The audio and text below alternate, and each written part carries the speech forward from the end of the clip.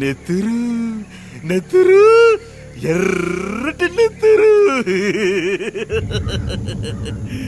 నీ శరీరంలోకి విషం ఎలా వచ్చిందని ఆశ్చర్యపోతున్నావా?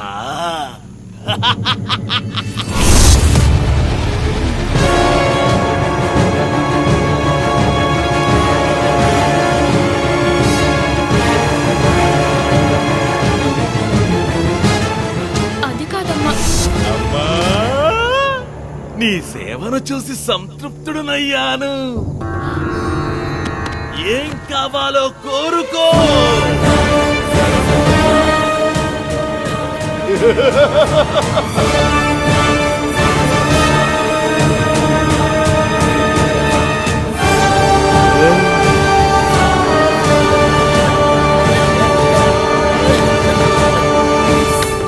ఇంతటి అమోఘమైన దృశ్యాన్ని పవనసుత హనుమంత ప్రాణదేవుడు సంజీవుని పట్టుకెళ్తున్నాడు. అక్కడ ఉన్న లక్ష్మణులందరికీ ప్రాణం పొయ్యడానికి. ఇంత మహత్వపూర్ణమైన దృశ్యాన్ని ఎలా చెప్పాలి, ఎలా వర్ణించాలి?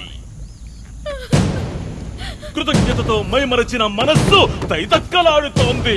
తన ప్రాణాన్ని సైతం లెక్క చేయని త్యాగమూర్తి, నలు దిశలు వ్యాపించాలి నీ కీర్తి బజరంగి. ఈ స్థానంలో నేనుండుంటే కనుక ఆ సంజీవని ముందు నేను తాగేవాణ్ణి.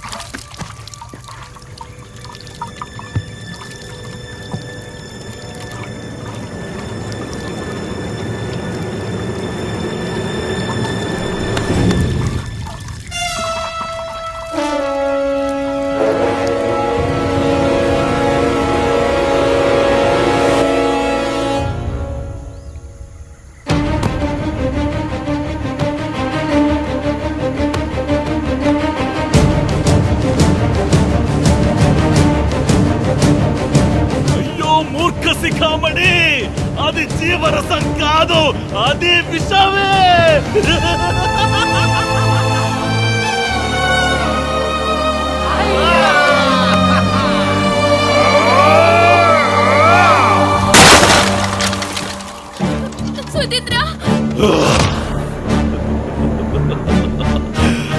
ప్రాణాలు కాపాడాలి, ప్రాణాలు కాపాడాలని ప్రపంచానికి చాటిన కారుణ్యమూర్తివి నువ్వు. కానీ ఇప్పుడు నువ్వే నీ చేతుల రావణ ప్రాణాలను మింగావు కదరా.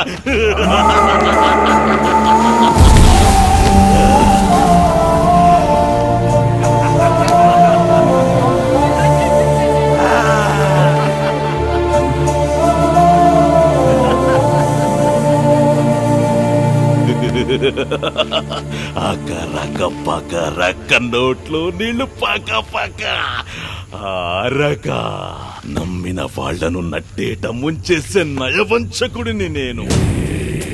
మాయవల వేసి చాటుగా మాటు వేసే వేటగాణ్ణి.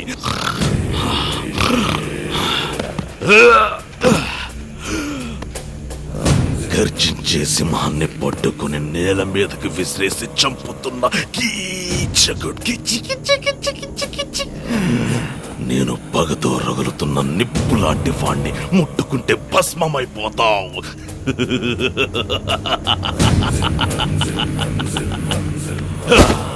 భలే కిమురా, భలే. నీ మీద పెట్టుకున్న నమ్మకాన్ని కాపాడావు. కృతజ్ఞతలో నువ్వు కుక్కని మించిపోయావు. విషాన్నిచ్చింది ఎవరో?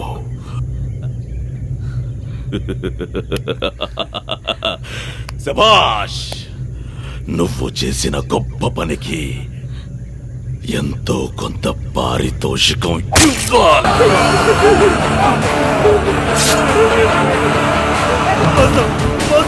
ఇది మోసం!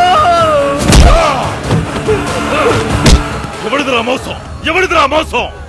ఇన్ని సంవత్సరాలుగా మా నాన్నతో ఉంటే ఇప్పుడు వీడి వెనకాల వెళ్ళారే, అది మోసం కాదా? దేవుడు దేవుడు అంటూ నెత్తి మీద పెట్టుకుని తిరుగుతూ అతను చెప్పినవన్నీ చేస్తూ అతనికి విషం పెట్టారు, అది మోసం కాదా?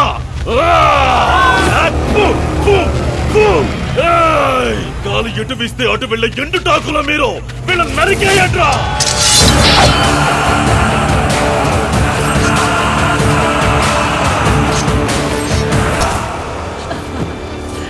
దేవుడా, ప్రజల ప్రాణాల్ని కాపాడాలనుకున్న మీ ఒక్క ఆలోచన ఎప్పటికీ శాశ్వతంగా ఉండాలి.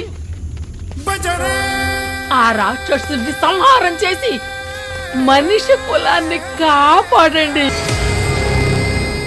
మీ ఆలోచన చావకూడదు దేవుడా, మీ ఆలోచన చావకూడదు. లేవండి, లేవండి, లేచి నిలబడండి, నిలబడండి.